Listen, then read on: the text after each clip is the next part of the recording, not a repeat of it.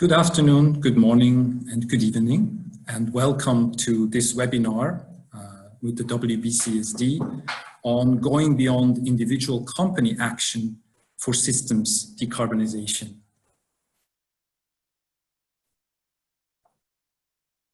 I am Roland Hunziker, and I'm your host for today's webinar. I'm the Director for Sustainable Buildings and Cities here at the WBCSD.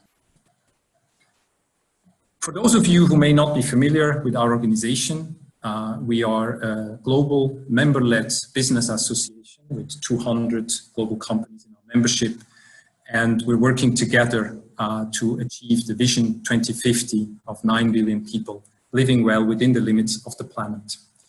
We do this, here you see the global membership, the logos of all our companies, and our program is structured into 6 strategic areas, from circular economy to cities and mobility, climate and energy, food and nature, people, and redefining value. And in all these programs, we are looking at how do we bring business leadership to create the kind of transformation that we need for these systems. Today's webinar is situated in the cities and mobility program, and particularly focusing on how do we decarbonize the built environment as a system, but also taking the learnings from that for other systems and how we need to work together across value chains and across sectors. I would like to start with a few housekeeping issues. First of all, the session is being recorded, so you will also be able to access this recording afterwards. We have muted all participants, and we also ask you kindly to switch off your video, and we will ask the panelists to switch theirs on when it is their time to speak. As I said, we will make all the slides, the recording, as well as key highlights available after the session. We have a way for you to send us your questions, and we'd encourage you to do that. The best way is to use the chat to everyone, so we can all see them, and either the panelists can pick them up, or as the host, as well as our moderator, we will pick some of them. We will not be able to address all, but we'll do our best to take some of your questions. Also, a reminder of our antitrust statements. They apply to all our meetings, online or in person, to avoid any discussion of the topics that are listed here.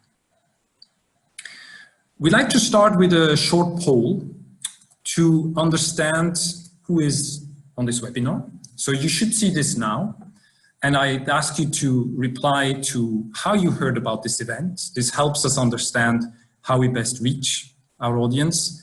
And the second question is on which part of the built environment system do you represent?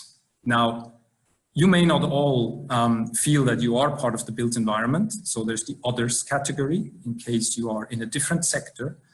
But we like to remind everybody as users of buildings or occupiers, we somehow play all a part. So I'll just give this a little bit of time for everybody to reply.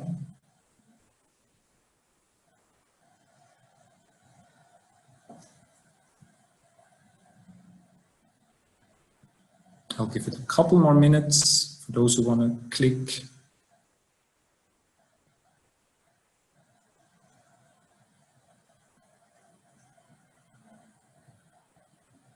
Okay, I'll be closing. Anyone who wants to click, do it now. So let's have a look. You should be able to see this now as well. Interesting. Personalized email, still the best way to reach people, and obviously the importance of partners who relay also the information. So that's very good information to have. And quite similar as we had in the earlier webinar today, we have quite many of you who are not directly involved in the built environment, but we also have a cross representation of different sectors. And the webinar is relevant for all of you, just to reassure you. We are looking at the built environment as an example for systems decarbonization, but we're also looking at the lessons we can learn for other systems. So let me now move briefly to what we're covering today. I'll give a brief introduction, and then we move into our first panel to talk about the challenges of different companies in the built environment on setting their own CO2 emissions reductions and working with others. Then my colleague Luca will introduce the building system carbon framework that we have worked on with our members to propose a common language to all the actors. And then we'll move into the second part of the panel on the opportunity side of this collaboration. And we'll close with Arwan, our Director for Climate and Energy, on taking the learning as part of SOS 1.5 to other systems. We have seen that as of today, over 900 companies have taken science-based targets commitment and almost 400 are approved. And over 250 companies have signed up to business action for 1.5. So we could ask, with so many companies representing several trillions in market capitalization, have we done the job? And are we actually already on track to reach climate commitments? But as we see these companies moving from ambition to action, we see how important that collaboration becomes with suppliers as well as with clients to accelerate how we achieve those commitments. And also we see companies engage in positive advocacy towards policymakers to show them the evidence of what is possible, and in turn ask the policymakers to come up with more ambitious regulation. In doing that, we see one main challenge around Scope 3 emissions, and I guess we'll talk a fair bit about this today. For some companies, this makes up more than 90% of their emissions in Scope 3, and it is particularly interesting for us to look at the influence certain companies have over a system. Just to give two examples, if we look at an investor investing in built assets, real estate, they have very few emissions that are directly linked. But what is, for example, the relationship of embodied emissions from materials that go into buildings for an investor? Likewise, for an architect, how do we look at the emissions from projects that architecture firms are driving? So these are some of the aspects where we want to look at beyond individual company action. We'll hear from leading companies in the built environment system. Just to remind ourselves, buildings make up roughly 40% of global emissions and half of material consumption. So a significant system that we need to address. And we'll hear about the challenges, but also opportunities these companies see for collaboration. The purpose of today is not to shift responsibility. So not to say, well, others have to do this, but quite on the contrary, how can we leverage individual action to make sure the system decarbonizes and not just individual parts. So with that, I would like to introduce today's speakers and then hand over to our moderator for the first part. So I'm very happy to have with us Cynthia Cummins with WRI, Erwan Sauter, WBCSD, Frank Hovorka with the French Federation of Real Estate Promoters, Franz Besnik from P&G, Ibrahim Al-Zoubi with Majid Al-Futaim, Lena Höck from the Skanska Group, Luca De Giovanetti at WBCSD, Michael Sharp with Lafarge-Holcim, and our moderator, Niels van Geenhuizen from Arcadis. So with that, Niels, I will hand the floor now to you to get us started. Thank you. Thank you, Roland. Thank you for pronouncing my last name very well. You're practicing, that's great.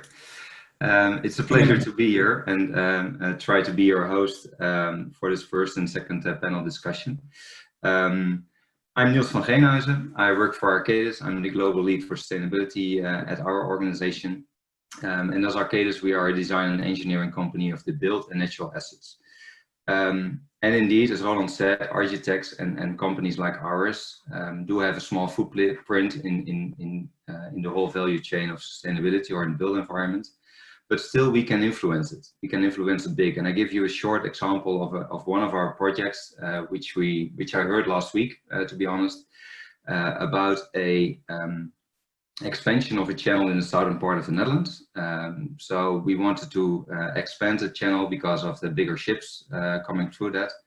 And normally you would put a new dike next to the channel and then dig out the existing dike, and you have a broader channel and a deeper channel.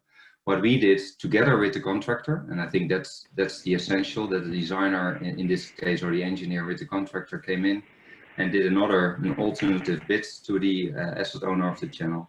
We placed the wall into the existing dike and digged out on the inside of the channel the soil.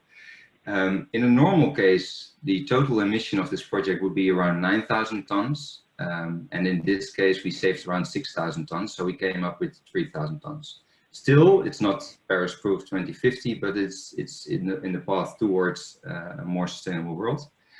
And to give you an example, that 6,000 tons of savings is around 10% of our total carbon emission as Arcadis. And we are doing around 35,000 projects a year. So there is a big potential in these kind of projects looking at carbon.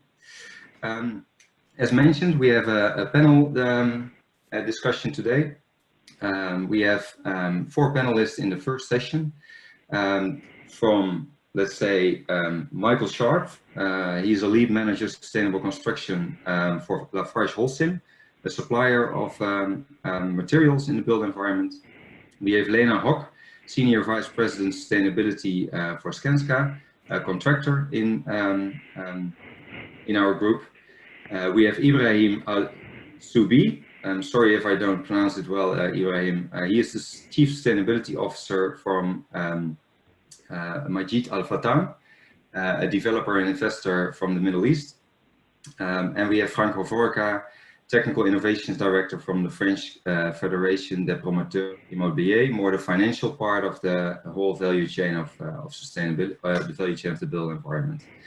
And we go from Sweden to Switzerland, from the Netherlands to the Middle East. So I think we have a broad spread of where we can talk. To start the discussion, I would like to start with Michael today. And indeed, the first discussion we will start about the biggest challenges we are facing in the built environment to go to carbon neutrality, or to go to Paris Proof, which you can say, or to net zero even. I think it's quite easy to go to a zero emission built environment for the new builds, but indeed it's also about the embodied carbon. So Michael, based on your experience, where you are in the value chain of the built environment, what is your biggest challenge, or what do you see as the biggest challenge in the built environment? Thanks, Niels, and good afternoon, good morning, everyone.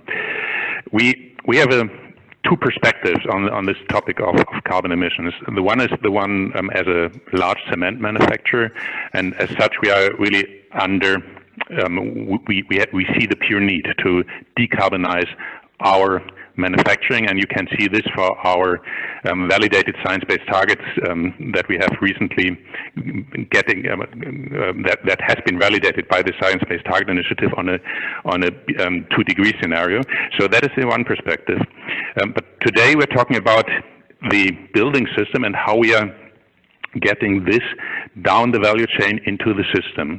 And so if you look what happens to cement further down the value chain, it's concrete. And concrete in a construction setting gets typically used as a structural material. So we are talking about a building structure if you're talking about a building. And then we are talking about the structural system always is something between 30–40% of the embodied carbon of a building. So that is our share. So I would say it's worthwhile to discuss this. Even, or if you consider that buildings are getting more and more energy efficient over time, it can well be that embodied carbon makes up roughly 50%, half of a total life cycle of a building. So then even with that, we are talking about structural system 15–20%. And with that, we have to enter a discussion. With that, I think it's worthwhile to enter a fact-based discussion on what is the carbon footprint and what are our options to get rid of the carbon footprint. And there in the first place, I would say our challenge is to get facts, to get solid facts. If you look around in the field of engineering, design, also public domain, you find a lot of stereotypes about what kind of materials are the best. Also in the very practice, we've done a couple of projects on life cycle carbon assessment in the past. It's very difficult to get get the knowledge together, to find appropriate knowledge, and it's even more difficult to get common sense. So how to calculate? So we are not there yet. We have a couple of standards, we have a couple of norms, but we are not there yet that we are talking the same system, or that we are not too often comparing apples to oranges. And I think that before we enter then into the discussion, now what can we do? We also have an issue there, and that is also something we'll elaborate later in this panel on this, what we call a common language. Now, on what can we do? And now I'm excusing myself for talking about concrete. We in the concrete sector have a lot of opportunities to significantly reduce the construction, the entire construction system. That starts with our material, but that also goes then into what can we do in a building, and what can we do in a design of a building, what can we do over the entire life cycle. So we have a lot of options, a lot of thoughts, a lot of innovative ideas, and very often we face the issue that we are just killed in the moment we want to sell it. So a lot of low carbon solutions are there without a premium, but if you then really go, if you're leaving your comfort zone, we're also talking about price premium in some of our solutions. And if you're then, mostly if you're talking to the procurement department of a contractor, very often that's the end of the story.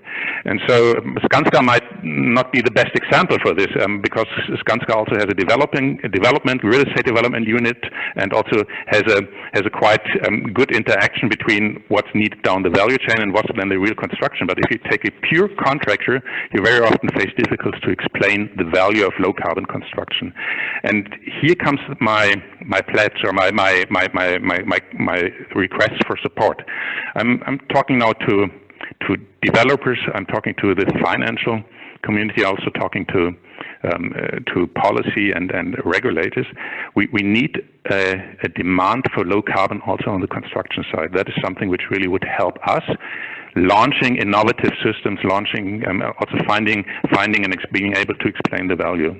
So the moment you're talking to developers, it's a completely different story, or the different talk. Then you find the interest for this. And if developers would help us in really getting performance-based standards or performance-based requests on, this is the carbon footprint we want to see in our building, this is the embodied carbon footprint we want to see in our building, that would put us into the position to start a qualified dialogue and to explain what we can do.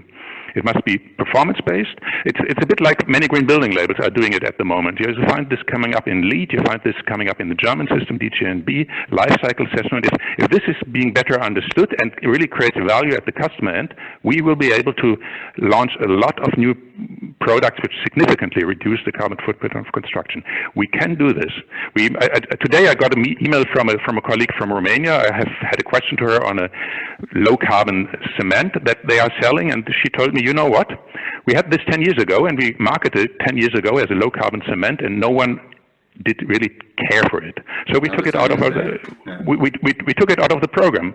We promoted other properties of the same material because no one really was interested in this low carbon property. But now in the today's setting, we're bringing this up again. It was so we had a couple of those solutions, and we are launching more and more in Switzerland. We are now for the first time ever. Michael, thanks. Let's go to Lena, because I'm also and I'm a bad timekeeper. I have to keep a little bit of time. But okay, give me Niels, 30 seconds, okay? Just because time is ticking. Yeah, 30 is going. Yeah. Yeah. So we have solutions. We have in Switzerland a first-time low carbon concrete, which also has a lot of recycled content, and in Germany we are now selling EcoPact, which can reduce carbon footprint by 50%, and with EcoPact Zero, with offsetting, we even get it down to zero. That's it, Niels. Thank you. Lena, Michael talked a little bit about you and your role as a developer and a contractor, but let's keep it to the contractor. What is your biggest challenge? What do you see as the biggest challenge in the built environment to go to zero carbon? Well, Skanska has set up on a journey and a target when it comes to net zero carbon emissions by 2045, including all value chains. So that's scope 1, 2, and 3. And of course, you could talk about a lot about the challenges here, because those are plenty. Amongst those are, of course, low carbon materials and solutions, and the need for technological advancement here. Also for us to look into different kinds of energy solutions, and to see if if buildings should be only seen as something needing energy or actually producing energy. And there we have actually cracked a case of energy plus building and net zero buildings. And for us, key is to look into the design and planning phase already there, setting out how we are going towards low or zero carbon. But all of this is only possible if it is actually valued by clients. Just like Michael said here, we are both a construction company as well as a developer. As for our own developments, we have 90% of our developments actually reaching the highest levels of sustainable certifications. We actually get a premium from our clients and from investors by actually achieving a high performance of sustainability. But of course, we also measure that performance in order for it to be evaluated and valued by the market. And by that, also not just looking at the business case for our clients, the tenants, but also for the investors to understand that part of the value chain to get the support, the business case for sustainable solutions. And then you can start to talk about green concrete or other design solutions, but it has to be evaluated by measurements and KPIs so you know the performance and you can connect it to the financial evaluation and value. By this, Skanska has actually also transformed how we're doing financing of our own development projects. And this means that we started our first green bond by 2014, and we have now shifted to, by now, we actually have 100% of our external funding being funded through either our green bond or other green financial solutions or green investors. And of course, this gives us a bit of a discount or better offerings from the financiers because they know that we are giving a long-term value due to our performance.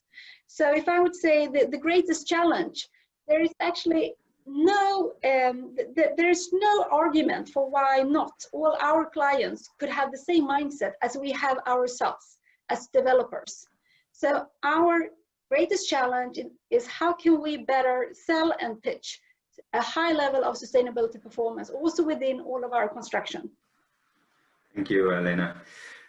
Ibrahim, Michael also mentioned a couple of times, and Lena as well, that you have an influence as well as a demand side, I would say, as a developer and investor.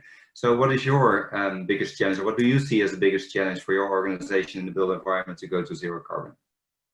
Thank you very much, and I would like to thank my colleagues Michael and Lena for making my job a bit easier. So they did share some of the points, the challenges we have. But from our perspective, we're a developer, an investor, and an owner as well. And internally, we have a project management business unit that manages the construction. So for us, one of the main challenges that we are aware of the problem. We are aware that private sector is consuming more than what we have in disposal. The challenges, and this is so far before the COVID-19 crisis, is access to technological solutions that is scalable and also the glue between having a baseline within the region and the other regions. So far, we need to translate as a developer internally and externally. Internally, I mean to other businesses, and externally to our end users, either their customers in a shopping mall or owners of a mixed-use project. What does it mean to have a net zero, or even we went beyond with our net positive commitment in carbon and water? So we need to translate these international commitments into regional commitments, and what does it mean for us as a company, and what does it mean for the end user? So far, we've noticed that there is a gap, and the gap is mainly on the terminology between sustainability practitioners and a commitment on a global level and a company level, and again, the end user, be it an architect in our design studio, or the end user. So having said that, we started introducing into simple words translation for it, and it works well. Now, the main challenge, I would say, is how we introduce this post-COVID-19. We need to have a future-proof commitment. Maybe when it comes to embodied carbon, we did a good case study with Ramboll and the Danish Trade Mission, having maybe an extended producer responsibility like we do with a single-use plastic can be an option or a challenge. So this is something we as an industry need to start discussing. And I think the start of a discussion can be a real challenge with all the parties to agree how the built environment will look post-COVID-19. Is it carbon, net zero carbon, or well-being and environment friendly? So this I can see personally. We started the dialogue internally, but this can be a post-COVID-19 challenge as well. Shall I compromise net zero into well-being, and how I translate it? Thank you. Okay. Thank you, Ibrahim. Great example, and I like your idea of the responsibility, like the end of the plastic example you mentioned. Frank, financing mentioned several times. So I guess your focus is a little bit more. The biggest challenge is financing, or the solution is already there. Yeah, good afternoon, everybody. Well, financing, it's very easy. Yeah? It's based on 3 pillars: return on investment, level of risk, and liquidity. In order to solve these 3 pillars, you need to trust in the data. So the point is that for the moment, unfortunately, as Ibrahim said, the translation is not working well. And that's why a lot of financial institutions didn't believe in the data from carbon emission, because you have a lot of greenwashing, marketing tools with net zero, zero plus, minus zero, zero buildings. So we should get out of that and speak about real data, speak about what is a life cycle assessment, going back to building logbook, what is my level of embodied carbon when I build or retrofit the building, and what is the level of greenhouse gas emission every year linked to energy consumption of a building and linked to potential replacement of certain parts or equipments of a building. And if you work like that with a dynamic vision about greenhouse gas emission, you rebuild the trust through a clear translation about the data you have, about the level of uncertainty in your management. Because when we are talking about greenhouse gas emission, we are talking about also life cycle and lifespan. So if you speak to a financial guy, explaining him that you are doing a life cycle assessment based on 50 years lifespan, he will laugh at you. You know why? Because we don't have a right as financial people to work on discounted cash flow more than 10 years. After 10 years, it's a nonsense because the level of uncertainty is so high that the value you are extracting for your analysis are 100% uncertain. So I think we have to build the trust. And this is why you need to understand that the financial people expect from the technical side information based on what is really in my building, what is the definition of my calculation, what is emitted every year, because it's also based on green bonds. Lena Hawk spoke about green bonds emission. If you have a green bond, then you have to give a report every year to explain if your greenhouse gas emission fits to what you have previously said in your green bonds emission. So you need to explain what's happening, what is the level of emission every year. So we see clearly there that materials and equipment who has a clear statement and transparent statement about their embodied carbon, the emission during the lifespan, could have a big advantage on the market. And I think here it's not to say what is good or bad in terms of bill of materials. There is no good or bad materials. There is only the right material at the right place according the lifespan you expect on the building. And this is an engagement that should become from the designers, from the constructors, and from the contractors. And really, I think that we are close to finalize that, because I worked in several programs with United Nations Environmental Program and Finance Initiative, where we worked on sustainability metrics. And the point we found there is really how to build the bridge between the technical people who has their own language and the financial people who have also their own language. And Ibrahim talked about translation. It's all about that, translate the data and build the necessary trust in the data that you are giving to the financial people. And if we do that, that's the most important part, then it would have a value in the building, because value is about data. If I have the right information that I can trust in, I can integrate the greenhouse gas emission of my building into my valuation process. And then I can give a value to the best in class. And this is a way we try to work with a green European taxonomy on sustainable finance, where we will have to define what is a green building. So we have a definition, and now we have to work on how to put it in place. And I'm really happy to participate with this panel today, because I really believe that all together, if we put our knowledge together, we are close to a solution. Thank you, Frank. So for this first session in the panel, we talked about the challenges.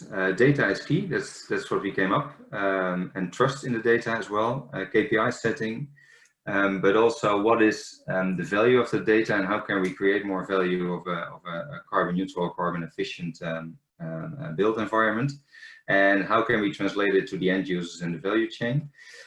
Based on this, and we are all members of the World Business Council, maybe give the floor to Luca for a short, let's say, break for the panel on that way, to discuss a bit what is WBCSD doing on this, and what are we doing as a combined organization. For sure. No, thank Niels, and thanks to the speaker. I think it makes my life much easier, because in fact all what you have raised is we're trying to address it within our project. So maybe, yeah, just quickly contextualizing again the challenge that the built environment is facing, and that's due to the broad impact that it has in carbon emission. So these data come from the global status report of the Global Alliance for Building and Construction. And as you can see, the built environment is responsible for 40% of global greenhouse gas emission from the energy-related greenhouse gas emission. And this is due from a large amount from the operation of buildings, so the emission related to the electricity generation, as well as the direct energy consumption during operation of building. But then as well, currently approximately 30% of these emissions are due to the embodied carbon in the manufacturing of the material that makes buildings.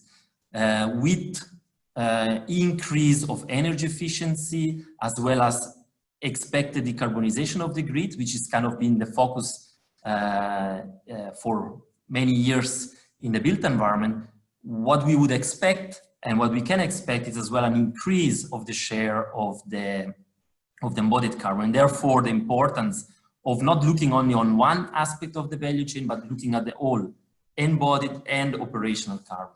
So the report as well highlight the challenge is also not only the effect of how buildings are constructed, but the fact that we are continuing increasing the construction. So every 5 days, the surface of the city of Paris is added to the global global. So that's obviously a challenge that we keep increasing construction. So we need to address the construction sector.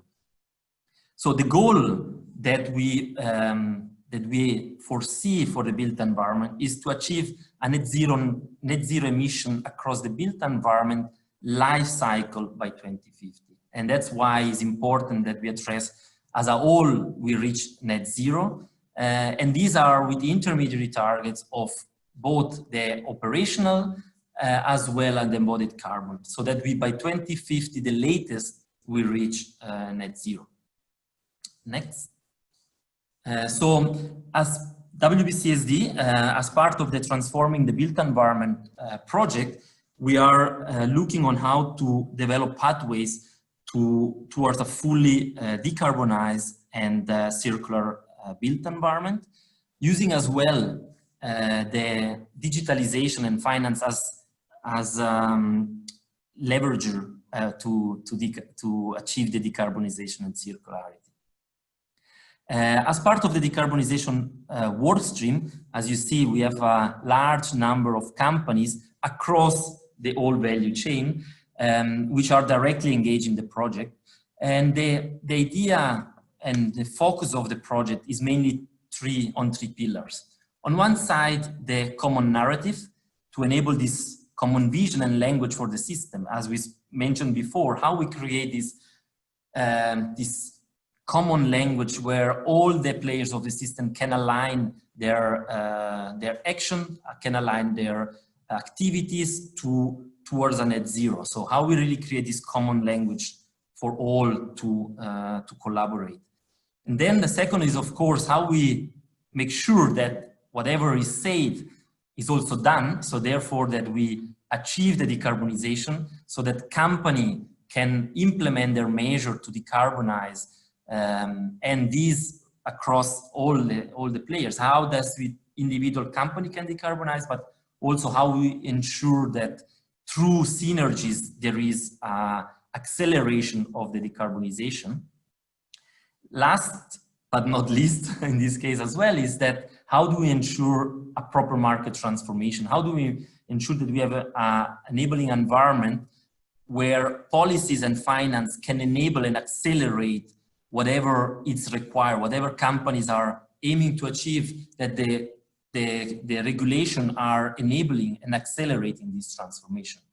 So we do this work with the company, with the members, with other companies, of course. It's not only with the members mentioned there, but obviously and especially we also do it in collaboration with a wide range of organizations that also work to achieve the same goal. So that's where we also try to align our narrative across the organization, but we make sure that we leverage our individual effort to achieve the decarbonization.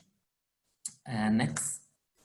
So when we speak about the building system, I think is a good way to say what it looks like or who is part of it. And we obviously have, as you see in blue, this is probably what is generally seen as building, because that's the physical asset of the building, where we have the material, the manufacturing of the product, the construction owners, as well as the occupants of buildings, and then at the end the demolition. So this is kind of where we see the construction of the building, the physical asset being built.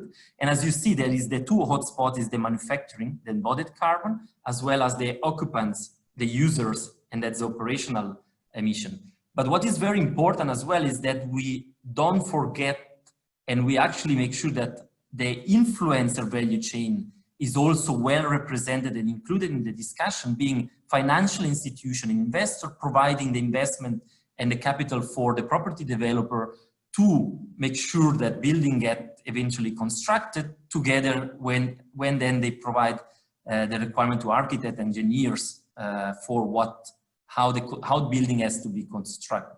So the influencer value chain is not directly responsible for the carbon emission, but on the other side, they are responsible for influencing if and how building gets constructed. So they play an important role as well as the other players.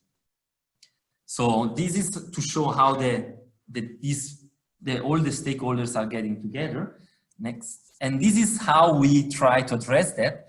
And we have developed the building system carbon framework, which address many issues mentioned before. So the transparency, the clarity, the simplicity of the information of carbon emission across the all buildings is based on a life cycle approach.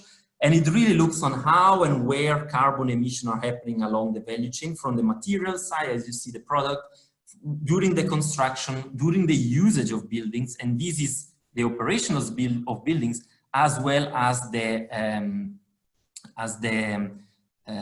reconstruction, maintenance of buildings, so the embodied carbon during the life cycle, during the use of building, and then at the end of the life. So this is kind of really the life cycle of the building, as well as the layers of the building, in which part of the building emission is happening, because that's an implication of then on the operation of building. So we have the structure, the foundation, which is the main element of the building. And then we have the skin, which is the window, roof, insulation, that are part that can at times be replaced over the life cycle of building. Then we have the interior finishing, and then as well service, which is electric equipment or other equipment, which are eventually the one responsible for the electricity or energy consumption during the operation. So in this way, we want to make sure that emission can be represented along the whole life cycle of buildings.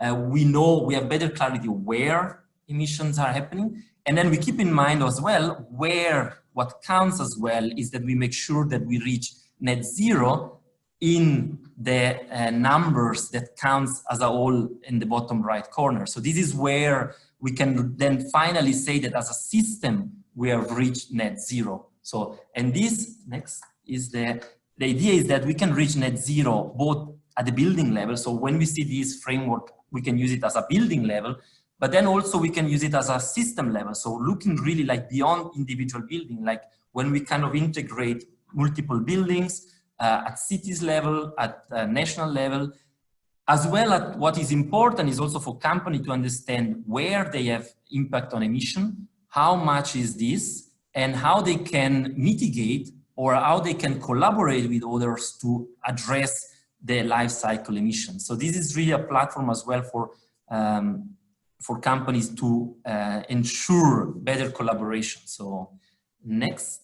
So as of today, we have the draft that is available on the website, and in the next day we will finalize the final version. It will be publicly available and be launched officially. So the framework is really useful as a transparent and simple way to represent carbon emission in building. It focuses on what it matters, so really simplifying the narrative, which is also very important for example, as heard before, for investors, is really to have single and simplified approach. And also is based on a performance-based and technology neutral. So it doesn't take a stand, but it's really focused on enable the innovation, enable conducive regulation as well, to be focused on the goal and how best then stakeholder can reach that. So with that, I now want to hand over to Cinzia to just provide us again a feedback from her side about the perspective of system decarbonization and from her experience, especially with science-based targets, greenhouse gas protocol, on how she sees the fact that individual company can contribute to their decarbonization, but especially to the system, broader system decarbonization. To you, Cinzia. Okay, hi everyone. Yes, so I'm thinking about this from a science-based target setting perspective, and thinking about how SBTs are based on the premise that each company gets an allocation of emissions based on the global carbon budget, and each company needs to do their part to get the overall emission reductions needed. And if every company had an SBT, then you would get this systemic change you need, because every company would be doing their part, and we would get the emission reductions from the corporate sector that are needed. But obviously, even with 900 companies, we only have a small percentage of companies with science-based targets. But scope 3, I think the scope 3 emission reduction, or scope 3 emission reduction targets, is one of our biggest levers to create the systemic change. Because with most of the companies in the initiative with scope 3 targets, to meet those targets, the corporate leaders that have SBTs already, they're gonna need to engage with their supply chains and their customers to get them to reduce their own emissions so the companies can meet their science-based targets. And then that starts to create this systemic change that we need. And now that we have, I think the 90% of the companies with approved science-based targets have scope 3 targets. And what many of these companies are finding is that without massive collective action, these scope 3 emission reductions can't be achieved.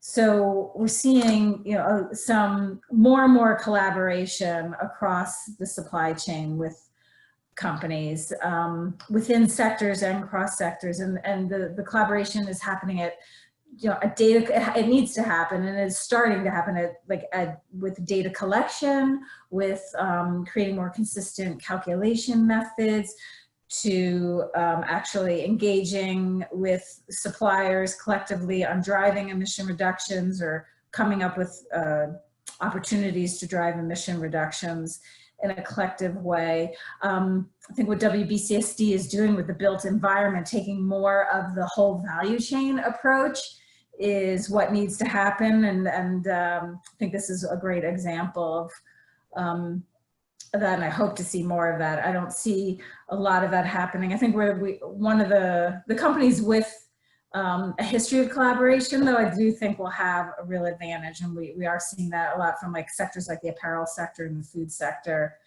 that are starting to move towards this collective action approach. And the Science-Based Targets Initiative also is taking now a look back and thinking like examining our own approach to scope 3 target setting and seeing what role we can play in creating more of this systemic change and supporting companies in meeting their SBTs.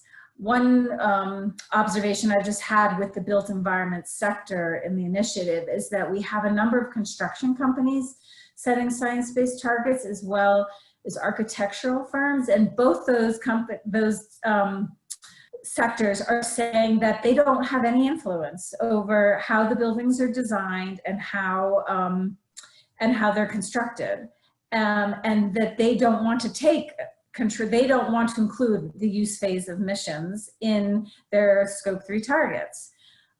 So I think there's a great opportunity there for this effort for the WBCSD effort, is to make sure they're part of this conversation, and because I'm sure they have a lot to offer in how buildings can be better constructed and designed, but also to get them to see that they do have some influence and some responsibility for including the use phase emissions in their targets. Thanks a lot. Yeah, indeed, there is a lot of synergy that can happen through the scope 3, and indeed scope 3 is not only just a kind of a individual company task, it's really kind of opportunity for collaboration and opportunity for making sure that it's not individual responsibility but opportunity for collaboration. So exactly. Thanks for the input, that was really useful, and in fact good point as well on the construction. I'm sure that something for Lena to react after, but first got back to Niels. Thank you, thank you, Luca. Thank you, Cynthia. Maybe you can join Cynthia. Maybe a question comes up, and I also do want to invite people listening to this panel discussion in the last part on. If you have a question, please fill it in the chat. Some of them are live being answered by Lena or by Roland or by others. Maybe I get one or two into this meeting as well, or in this panel discussion as well. So what we did, we talked about the challenges, we talked about the role of WBCSD taking at this moment to solve quite of the challenges we have. This part of the panel discussion, we are really going to look at how can we solve those challenges, or what are the opportunities to solve these challenges. Frank, I want to start with you the other way around, and let's see where we go. You talked a bit on, you talked about the data, and that we need data and share data with the financial institutions. My question would be, how? Well, in fact, when you work on green bonds emission, for example, you need to know, and especially know in that time, that we will be under COP21 national declaration. where each country will sign its declaration about the level of greenhouse gas reduction that will be accepted by each country under the signatory of the COP21. It means that each industrial sector in each country will have to reduce in greenhouse gas emission. So if I take the example of France that I know the best, because I'm working there, we now have a policy and a strategy all to achieve the goal of COP21 for each sector until 2050.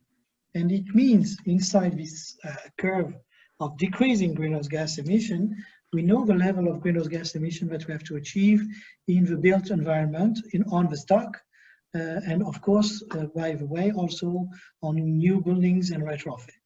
So by this, I know that if I want to apply for green bonds or for green investment or for green sustainability investment linked to the recovery plan that is under discussion at the European Commission, I will have to give an engagement of my greenhouse gas emission every year during the lifespan of my green bond emission for the next 10 to 15 years. So then I need to get the same contractual approach from my developers and from the contractors about what is the level of greenhouse gas emission every year. With, of course, the uncertainty which is linked to the theoretical calculation. So this is where I think Ibrahim talked about translation. We need to work on that, or to translate the technical data about greenhouse gas emission, lifespan, scope, all the stuff that were presented by Luca, because no one from financial sector will take the time and look at this documentation. It needs to be translated about what is my greenhouse gas emission every year, what is the accuracy of the data in, what it means in terms of risk, and what it means in terms of trust. And built on that, then I can go on the market and say, well, my $500 million portfolio of buildings will have this level of greenhouse gas emission at the year of construction or retrofit, and this level of greenhouse gas emission every year.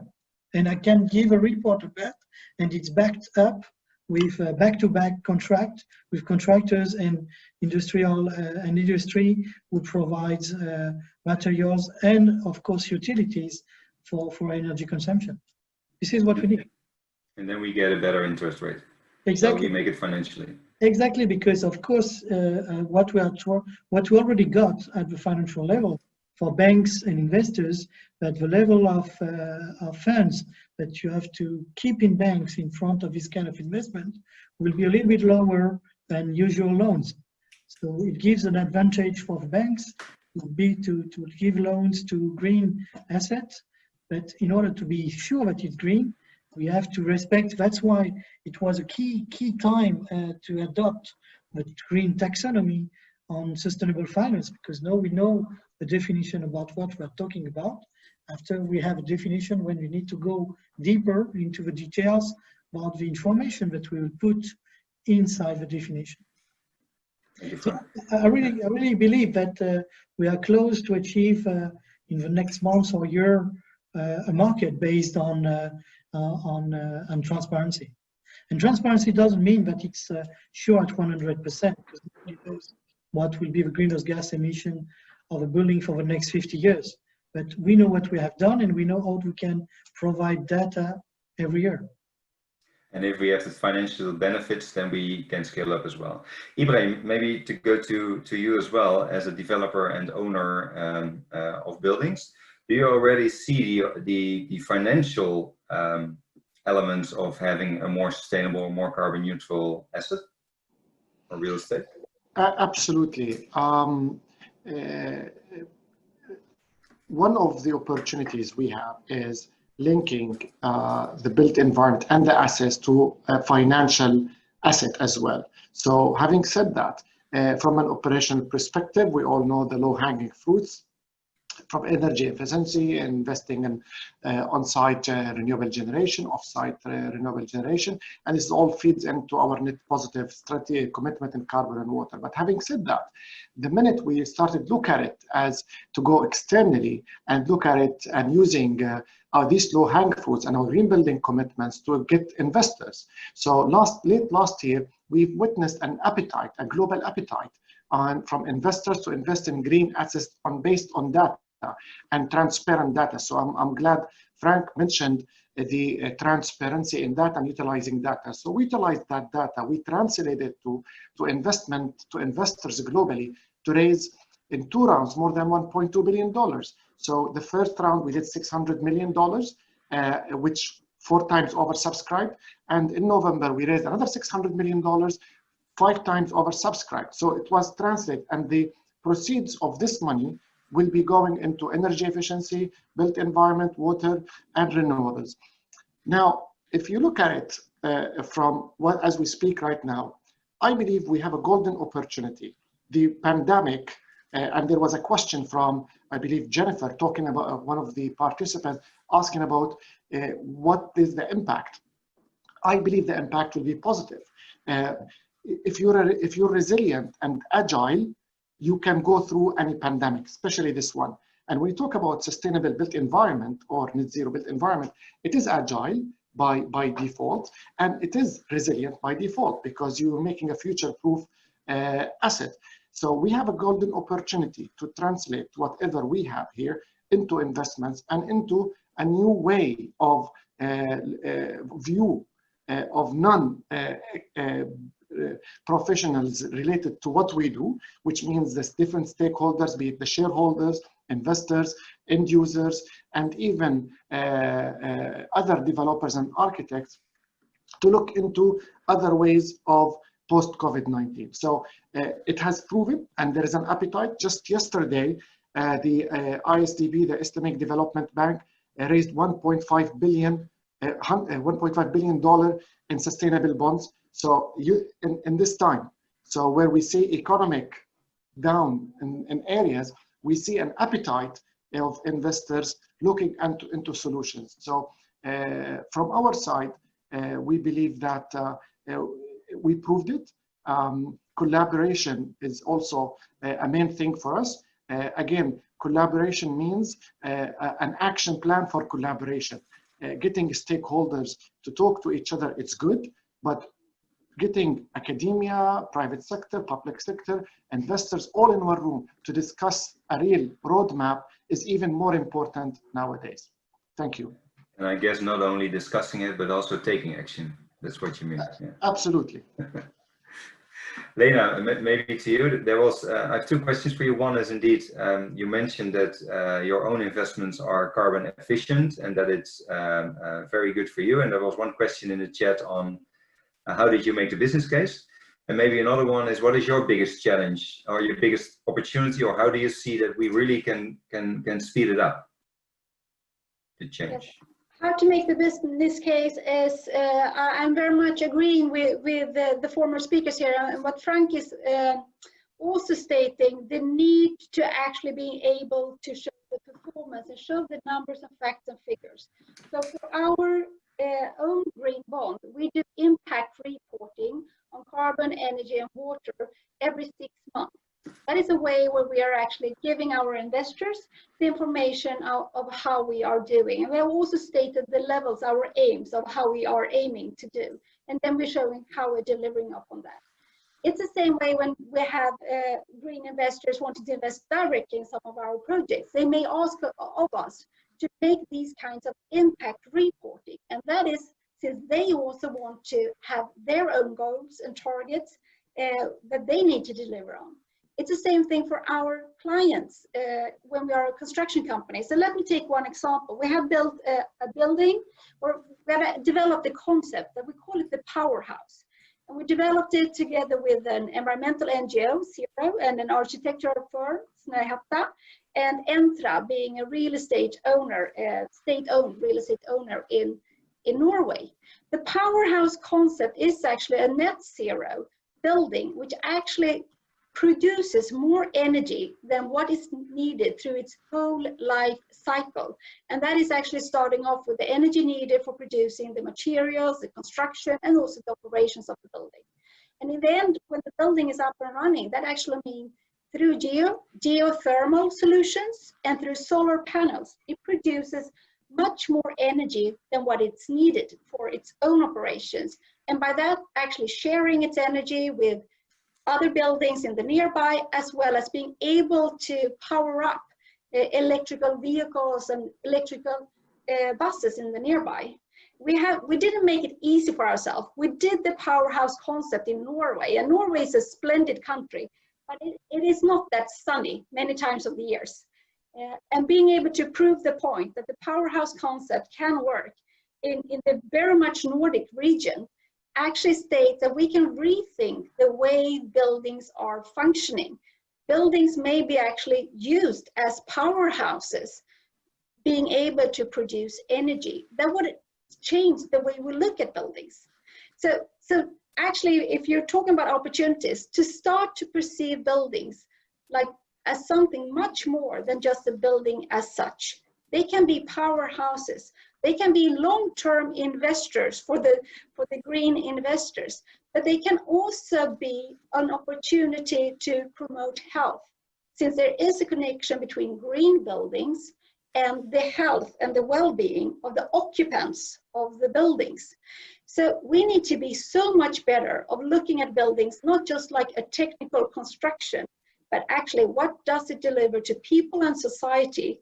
How can we evaluate the performance from different levels to carbon, biodiversity, water, energy, or health for people and occupants, as well as how can we evaluate that in a way that clients are willing to pay a premium, or investors are willing to invest in long term. When we are able to do that, to think the whole way through and make the business case really wholesome, from impact to actually the value, financial value creation, that's when we are on a really strong and scalable solution for sustainable buildings and also sustainable society.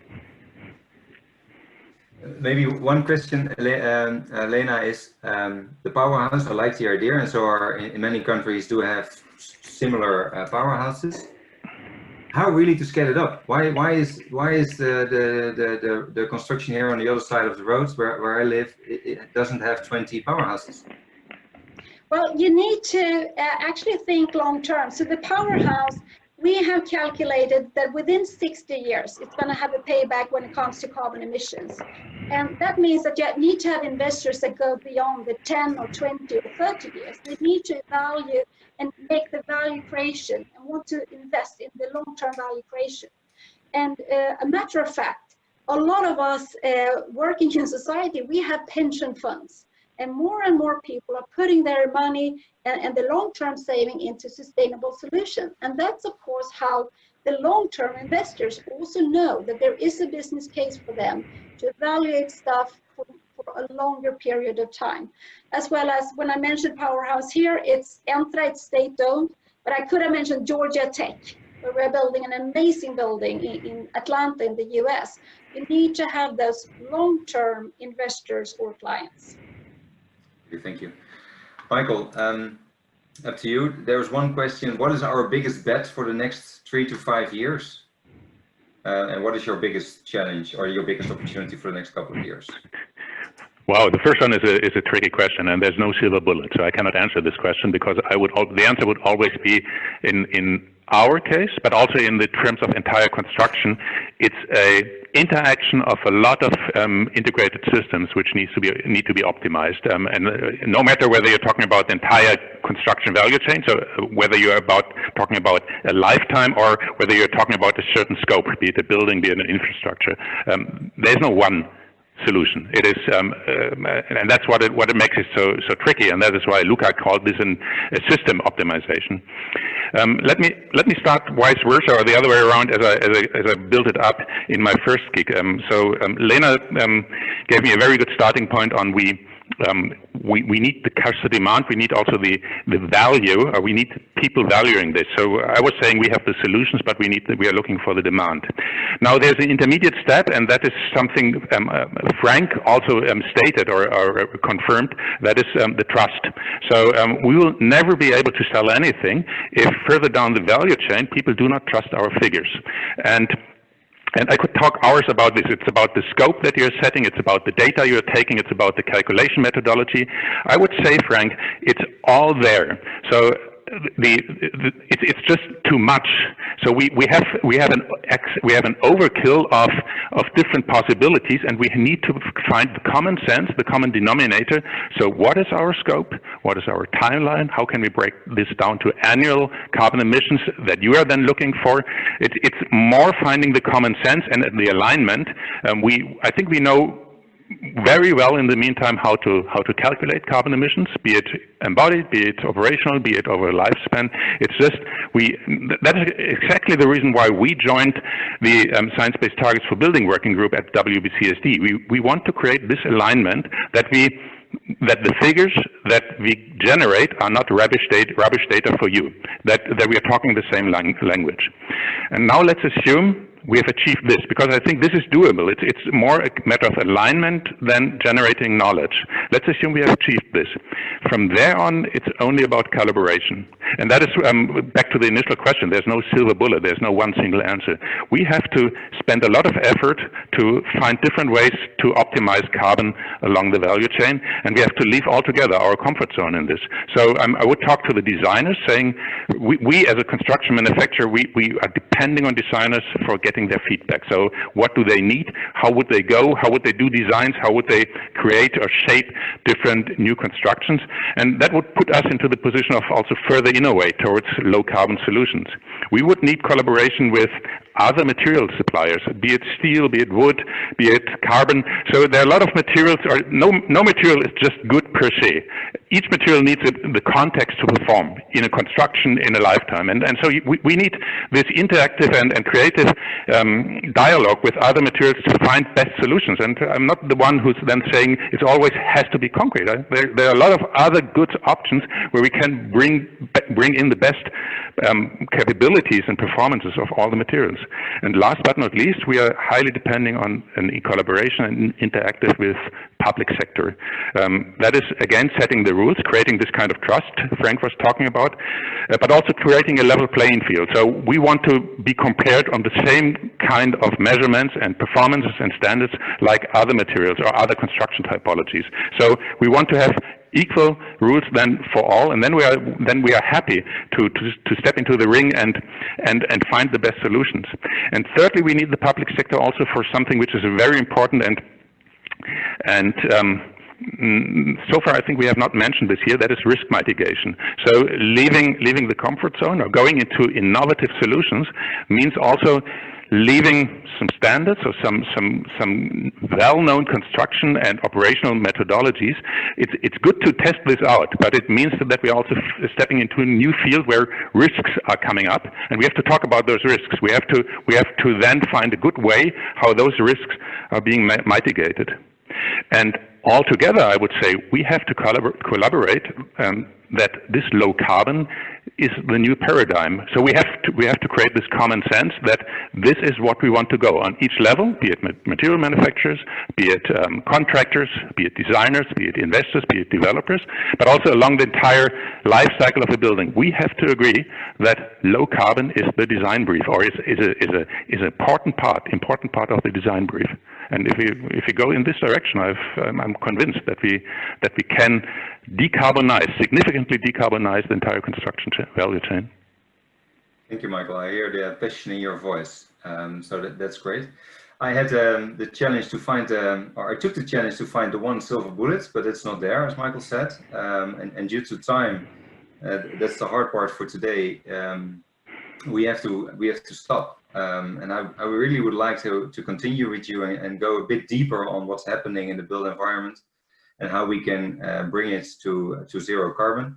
I think we have a lot of discussions going on. We need something about legislation. We need a push for legislation. We do see a certain economic benefit for green real estate, green bonds. So that's great. We really need to work on the collaboration, and within that collaboration, maybe data collection, trust in data is great, and have great examples like Powerhouse, but also others around the globe are interesting. And I'm now thinking the whole building information modeling, the BIM 360 and the 100% BIM, as many companies are saying, might be an opportunity to invest in that and see what data is coming. Pity I have to stop. Roland, I need to give the floor to you again.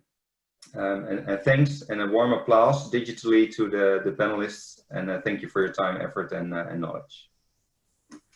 Thank you very much to all of you. And I feel like a terrible person because I am indeed cutting it short. But I think to your point, this conversation should go on and will go on.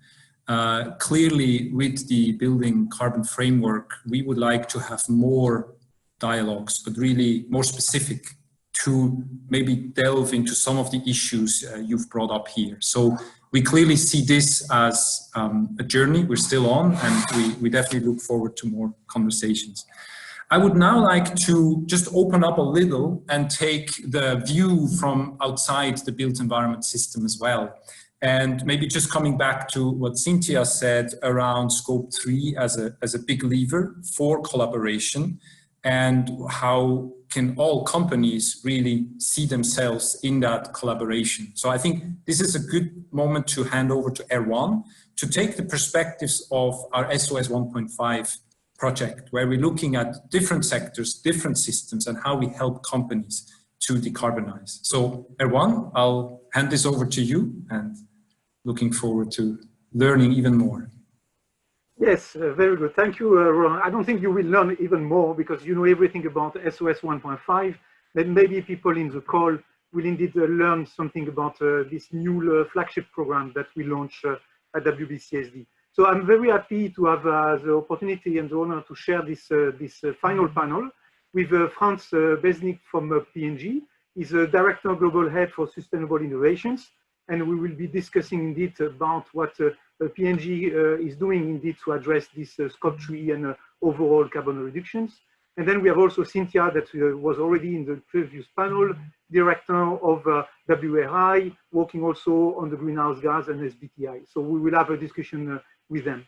But before that, I would like to take a bit of time to present SOS 1.5, and maybe to start by saying that I think the built environment is probably the most advanced sector when it comes to understand the system transformation that is needed to deliver on net zero on 1.5 degree. And the work that Roland and Luca have been doing on the built environment has been quite inspiring for developing the SOS 1.5. It's also something that has resonated a lot with the interview that we have organized with about 30 companies to develop this roadmap. So if we go to the next slide, SOS 1.5, probably you have heard about it before. It's a new framework that we have put in place with the help of BCG for the last 4 or 5 months, where with the objective to help our members and company in general to achieve net zero by 2050. And most of the work indeed is going to be based on collaborations. If we go to the next slide, I'm not going too much in detail on SOS 1.5 because I want to have the time for the discussions. But the roadmap is built on the 5 steps with understanding risk and opportunity, setting targets and milestones, building the programs, climate programs, and so on and so forth. And for each steps, we have identified 3 actions that I'm not going to go in detail now because we don't have the time. And we are going to test all these actions with our members in the coming months. Now, the work that we have done has been designed to address the needs of both the companies that are just starting and that want to get engaged in these decarbonizations, the ones that are quite advanced, but they still need some help, but also the leading company. All the companies that we have interviewed that we have considered as being the best in class in being engaged in decarbonizations, they all told us that we need to help them to go further. And I will tell you what it is. So next slide. So basically, these are the 3 main things that companies have been asking us to do as WBCSD to help further this decarbonization journey. One work stream is going to focus on accelerating the individual journey. So basically helping companies to understand from each other what are the best solutions, how they have overcome barriers, and how to address those. It's really, we will be focusing on implementing the roadmap and understanding what it takes to define a decarbonization strategy. The second pillar, a waste stream, is going to be on mobilizing the full value chain. And this is what is linked with the built environment, what we have been doing so far, which is indeed bringing companies all together to find solutions all together on the decarbonization of the entire value chain. So it's really very much based on collaborations and focusing on scope 1, 2, and 3 emissions. And then the last work stream that we are going to focus on for the next year, and so it's also something that was requested a lot by the company, is to try to enhance this global standard and metrics. So there are a lot of companies are still struggling with the greenhouse gas reporting. Even if we have very good standard, there's still some work to be done to make sure that we make that more easy. The same with SBTi. It's a great standard to help companies to set targets, but the standards are not necessarily ready for all companies, and they also need some support on that. And we will also be working on scope 3 emissions a lot. So if we go to the next slide.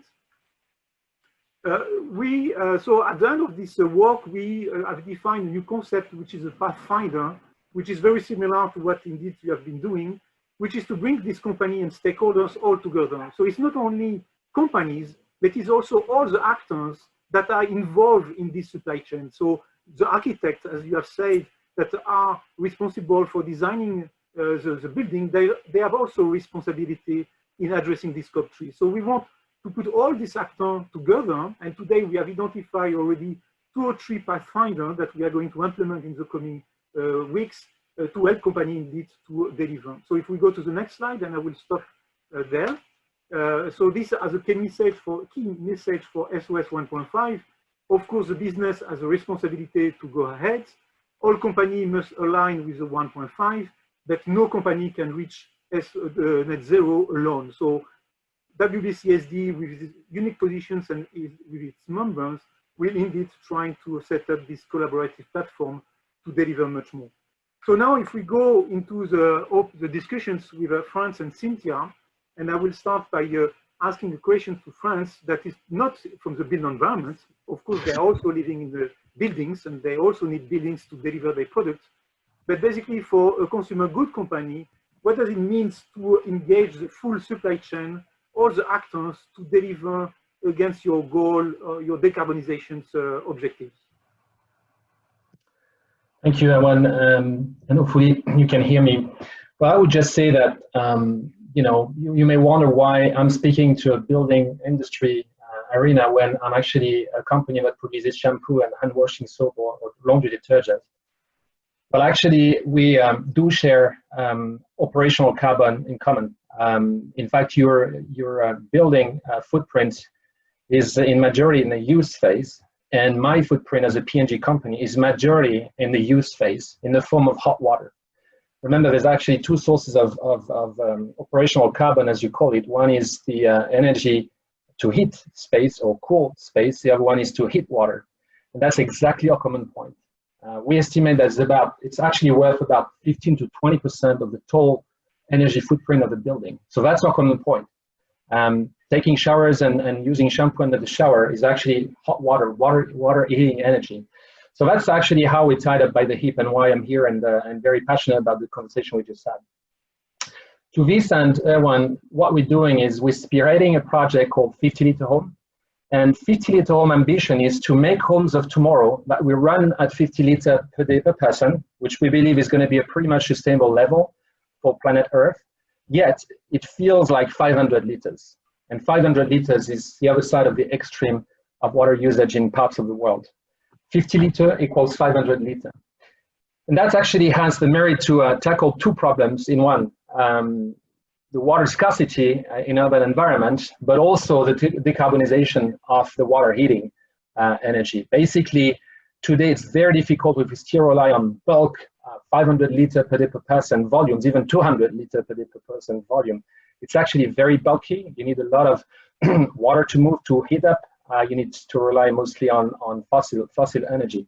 When you slim that down a tenth, of what it needs today, you can actually really become very efficient at eating up that energy and rely on clean energy technology. So 50 liter home is really about water scarcity and decarbonizing water heating energy for buildings. And yes, as you hinted, we can't do this alone.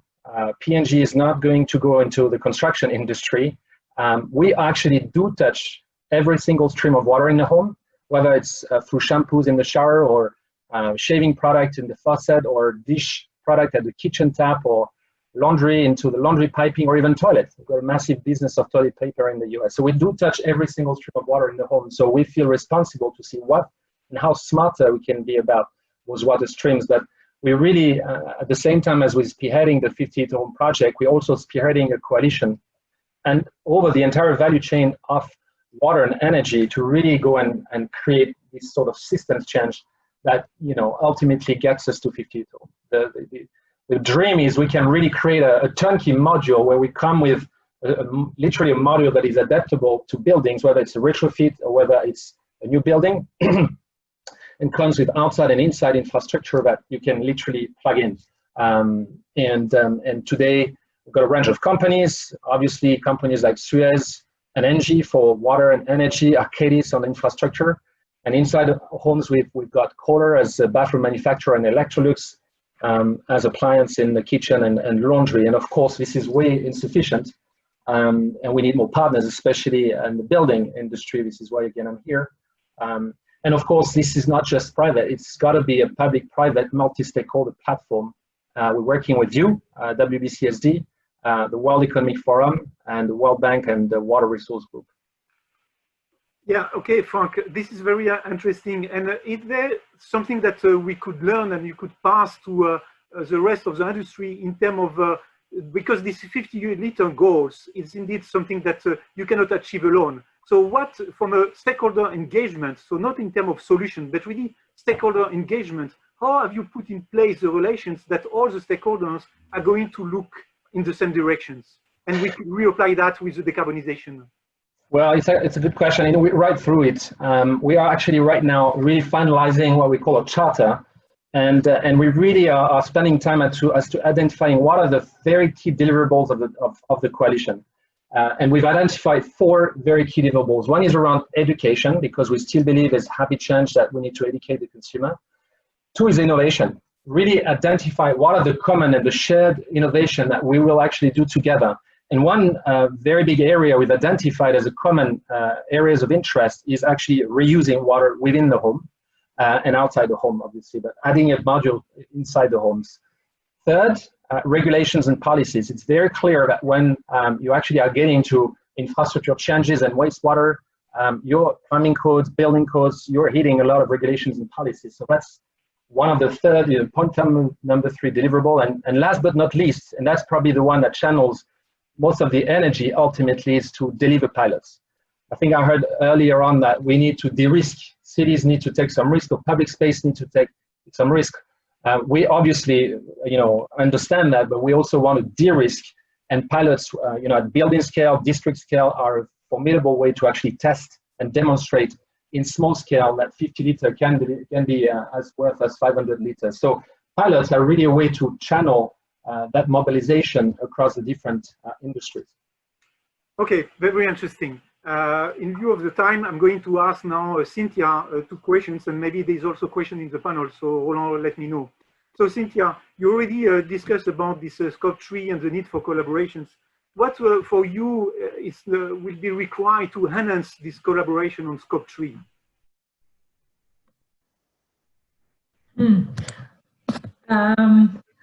Well, I guess one is just the willingness of the sectors to collaborate. I think some sectors have a history of collaborating more than others. So that willingness. And then also maybe an impartial convener so that can bring all the right parties together and provide the facilitation that's needed, like what WBCSD is now doing with the built environment. I think, yeah, you play an important role there to bring all the right players together. And just, yeah, a very clear set of objectives and goals. One thing I would say is that I think like the systemic approach works in some cases, like the built environment makes a lot of sense, but in other cases, collective action, I think, may need to be much more specific. Like I'm seeing in like the apparel sector and textiles, it needs a lot of this collective action often needs to be around a value chain of a specific material like cotton or polyester or leather. And that's a much more functional structure for a collective action process. Okay. So I think figuring out what the right format or formula for bringing people together is important. Okay, interesting. When we did the interview of this company, some companies that are well engaged in carbon accounting, I mean, they know how to do it. They have done it for many years. They are still telling us that actually sometimes they are struggling to make sure that they are getting data that are comparable and that are robust and credible.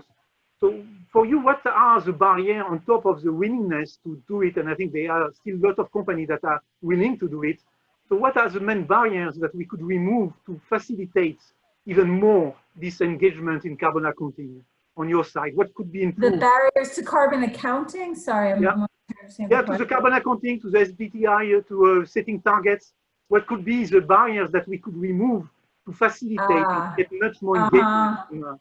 Yeah, I mean, that's a good question. And we've been trying to examine that and go sector by sector, especially with these most greenhouse gas intensive sectors. And sometimes the barrier is just there that they don't have confidence that they actually can achieve the targets.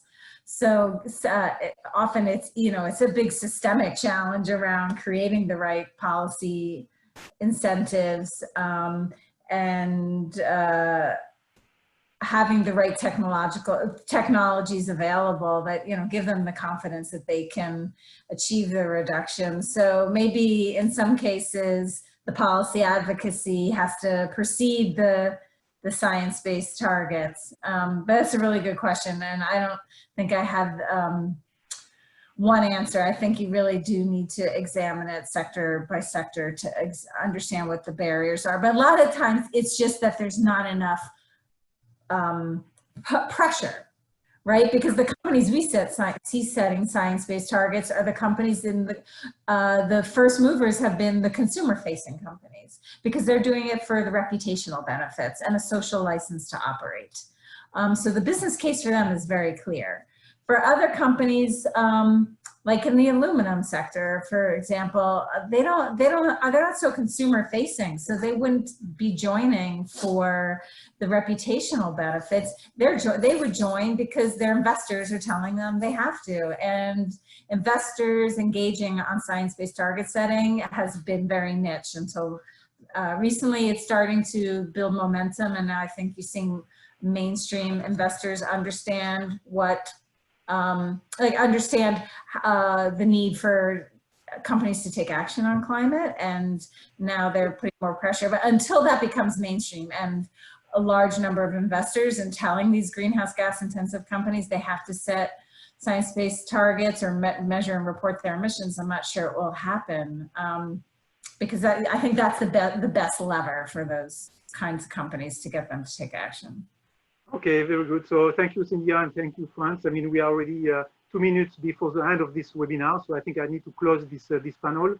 Maybe one issue is the access to primary data and not only secondary data, but that's something that we can discuss at the next webinar. So Roland, back to you to conclude this webinar, and thank you again, France and Cynthia. Well, thank you. I'm just left with really thanking everyone for this rich discussion. I think it would be futile to try to summarize everything, but what struck me a lot is that despite the virtual format, you have been able to also engage and you have passed each other the ball or the word, you have related to each other, and I would really like to thank you for that. I think this crisis helps us indeed to learn how we also collaborate across the distance, and that's really our main message here, is how we can do that. And I think we've learned that we need to look at that long-term value creation as we are moving really towards systems decarbonization and how we all line up our commitments and our action. So I think this has been an excellent example. And clearly we'll do more of these. We hope that the building system carbon framework will really help us ground the further discussions and to the points you raised, really drive more action in this sector. I would also like to just highlight we have further webinars still coming up in part of our virtual event series. On Wednesday, we will look into city business collaboration and how we can create transformative partnerships. And next week, Monday, we will have Vision 2050 and we will look at systems transformation. So I'd like to thank you very much for tuning in today and stay tuned. We look forward to continue engaging. Thank you and have a good day. Bye-bye.